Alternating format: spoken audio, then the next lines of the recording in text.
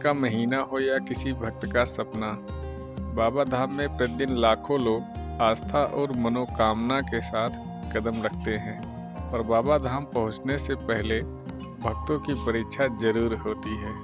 कभी लंबी लंबी लाइनें, कभी हाथ से जल गिरने का टेंशन, लेकिन महादेव बुलाए हैं तो सब आसान हो जाता है। मैं भी छोटी सी विश लेकर पहुंच गया हूं बाबा के दरबार में। मेरे सब्सक्राइबर डबल हो जाए, वीडियो वायरल हो जाए और बाबा के दरबार में परफेक्ट शॉट मिल जाए।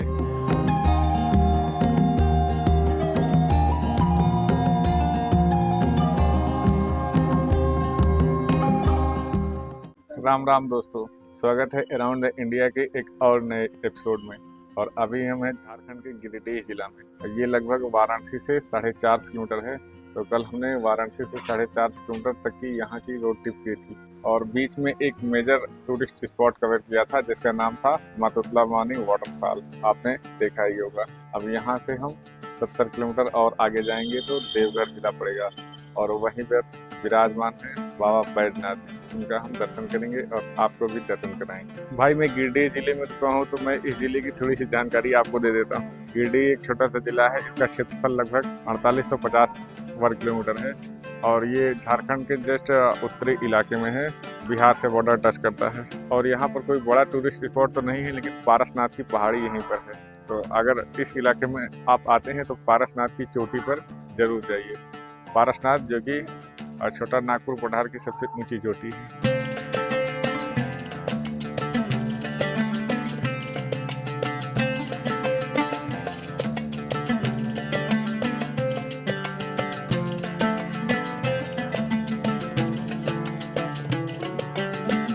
अपने यूपी के हिसाब से यहाँ का भौगोलिक कंडीशन कुछ अलग लग रहा है। जैसे कि यहाँ के पेड़ पौधे कुछ अलग प्रकार के हैं और यहाँ की मिट्टी भी लाल है। शायद इसलिए है कि यहाँ का वेदर कंडीशन अलग है। और वैसे भी ये क्षेत्र छोटा नागपुर का पठार एरिया है। छोटा नागपुर का पठार छत्तीसगढ़, झारखंड और उड़ीसा में पड़ता है।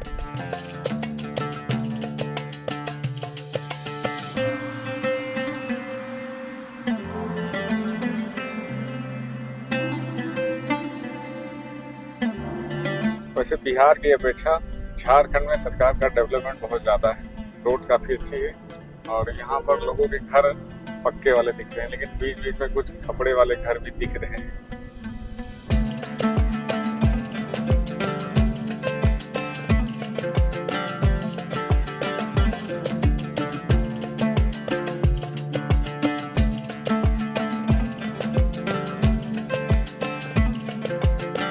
यहाँ पर जो लोगों के खेत है ना, बहुत छोटे छोटे हैं।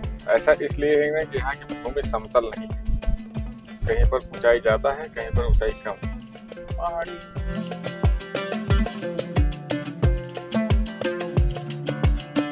यहाँ से देवघर लगभग 25 किलोमीटर बचा हुआ है और यहाँ का व्यू भी बहुत ही शानदार है। यहाँ पर एक दुकान थी तो हम लोग सोचे थोड़ा सा नाश्ता कर लें, फिर आगे बढ़ते हैं।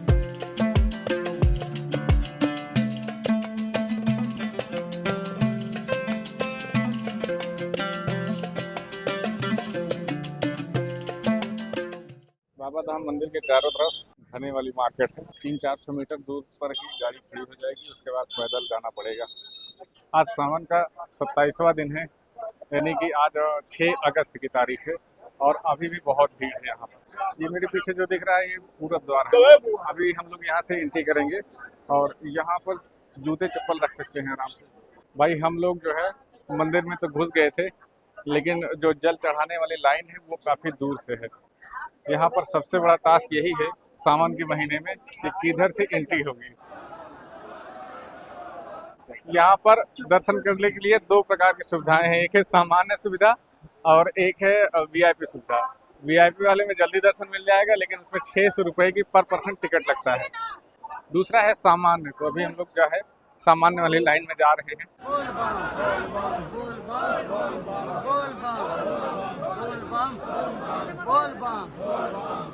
भाई हम लोग सामान्य वाली लाइन में एंट्री कर लिए हैं और ये रोड पर से जहाँ से एंट्री किए हैं यहाँ से मंदिर ज़्यादा दूर नहीं है, 1 किलोमीटर है। हालांकि ये सिस्टम जो बनाया गया है ये केवल सावन के महीने के लिए है। सावन का महीना बीत जाएगा तो वैसे भी भीड़ कम हो जाएगी, तो डायरेक्ट मंदिर में एंट्री हो जाएगी।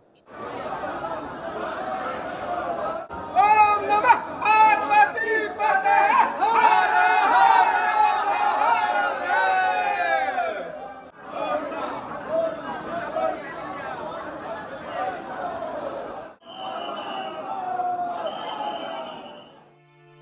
जैसे जैसे लाइन आगे बढ़ रही है, भीड़ इकट्ठा होते चली जा रही है और हम भी भीड़ में फंस चुके हैं। दरअसल यह 5 फीट चौड़ा रास्ता है, इसी से सबको अंदर जाना है। यह रास्ता मंदिर के गर्भगृह तक पहुंचाएगा। तो चलिए इस भीड़ का आनंद लेते लेते यहाँ की स्टोरी जानते हैं। बाबा धाम में स्थित शिवलिंग स्वयंभू है, जिसकी एक इंटरेस्टिंग स्टोरी है। त्रेता युग में राक्षसों के गुरु शुक्राचार्य के सजेशन पर रावण ने अपनी तपस्या से शिव जी को प्रसन्न किया और उनको ही शिवलिंग रूप में मान लिया, ताकि लंका को कोई हरा न सके। महादेव ने वरदान तो दे दिया, पर एक शर्त रखी, इस शिवलिंग को जहां तुम रखोगे मैं वहीं विराजमान हो जाऊंगा। कहानी में ट्विस्ट यहीं से आता है। देवताओं ने सोचा, अगर महादेव लंका पहुंच गए तो रामायण का चैप्टर ही नहीं बनेगा। फिर क्या था, रावण के साथ गेम स्टार्ट हो गया। सभी देवता भगवान विष्णु के पास पहुंच गए। भगवान विष्णु ने बैजू ग्वाले का रूप धरकर चल दिया रावण को रोकने। उधर माँ गंगा की वजह से रावण को नेचर कॉल आ गई। रावण ने शिवलिंग बैजू के हाथ में पकड़ाया और बोला, भाई गिराना मत। लेकिन रावण को क्या पता था, बैजू तो शिवलिंग को भूमि पर रखने ही आए थे। जैसे ही शिवलिंग भूमि पर रखा, बाबा वहीं विराजमान हो गए। थोड़ी देर बाद रावण वापस आया और आते ही शॉक्ड हो गया। उसने शिवलिंग को पूरे बल से उठाने की कोशिश की, पर बाबा तो यहाँ पर अनंत काल के लिए विराजमान हो गए थे। आज यही जगह बाबा बैद्यनाथ धाम कहलाती है। प्रत्येक वर्ष लाखों भक्त यहाँ दर्शन के लिए आते हैं। शिवलिंग तो स्वयंभू है, पर मंदिर निर्माण से संबंधित कई पौराणिक कथाएं हैं। मगर इतिहास के अकॉर्डिंग वर्तमान मंदिर संरचना का निर्माण राजा पूरन मल ने 1526 ईस्वी में करवाया था। भाई बढ़िया से दर्शन हो गया है। हम लोग मेन मंदिर में लगे थे, मतलब बाबा जी के मंदिर में लगे थे, तो लगभग 2 घंटे लाइन में लगना पड़ा। और उसके बाद जो है पार्वती मंदिर में 1 घंटे लाइन में लगना पड़ा। कुल मिला के 3 घंटे में दोनों जगह का दर्शन हो गया। और उसके बाद अब हम बाहर निकले हैं और हमने ये पेड़ा खरीदा है। यहाँ पर ये पेड़ा जो है फेमस होता है थोड़ा, और ये 400 रुपये किलो है। तो खा के देखते हैं कैसा लग रहा है। बढ़िया है, आप भी आइए तो ट्राई जरूर कीजिए। बाबा जी का दर्शन करने के बाद मैं यहाँ पर आ गया हूँ एक और फेमस जगह पर। ये है शिवगंगा कुंड। यहाँ पर अजय नदी का पानी आता है और ये कुंड बना है और काफ़ी खूबसूरत है। बहुत सारे लोग यहाँ पर स्नान करके तब जाते हैं जल चढ़ाने। हम लोग यहाँ शिवगंगा घाट पर ड्रोन उड़ाने वाले थे, लेकिन जैसे ही उड़ाए वैसे बारिश आ गई।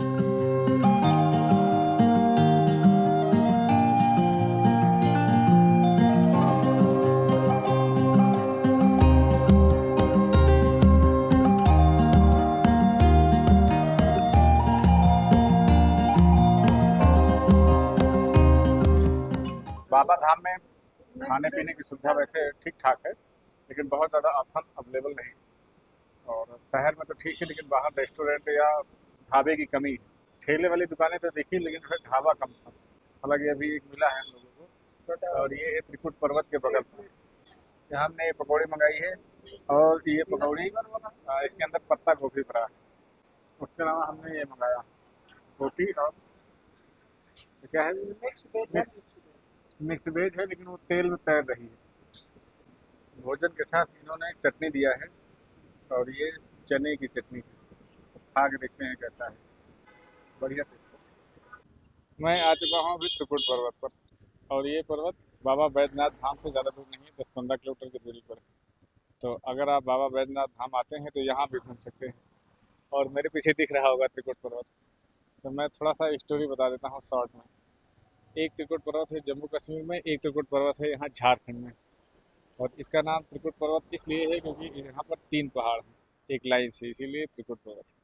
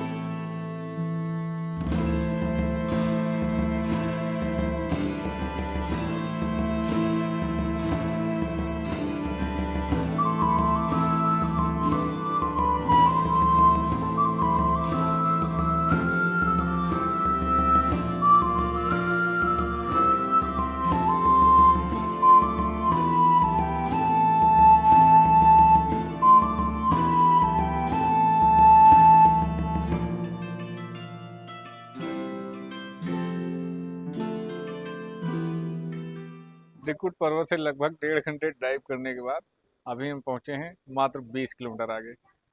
बाबा के यहाँ से दर्शन करके वापस आते समय हम वही चुनचुन ढाबा पे फिर वापस आके रुके हैं एक बेहतरीन चाय पीने के लिए। और यहाँ से चाय पी के हम लोग निकलेंगे। भाई जो कोई गिरिडीह जिला से बाबा धाम जा रहा है तो बीच में ये वाली दुकान पड़ती है, इस दुकान को देख लीजिए, याद कर लीजिए, यहाँ पर चाय अच्छी बनती है और आसपास का लोकेशन भी काफ़ी अच्छा है।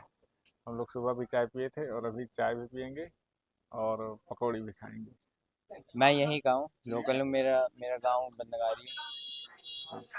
दूर के भी लोग आते हैं, उड़ीसा से, बंगाल से, रांची तो भाई, यूपी से भी आते हैं।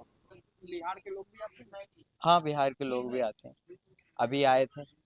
तो ये वाला ब्लॉग मैं यहीं पर एंड कर रहा हूँ। वीडियो आपको अच्छा लगा हो तो आप लाइक कीजिएगा और वीडियो को शेयर कीजिएगा और मेरे चैनल को सब्सक्राइब कर लीजिएगा। मिलेंगे किसी नई जगह पर, तब तक के लिए धन्यवाद, बाय बाय।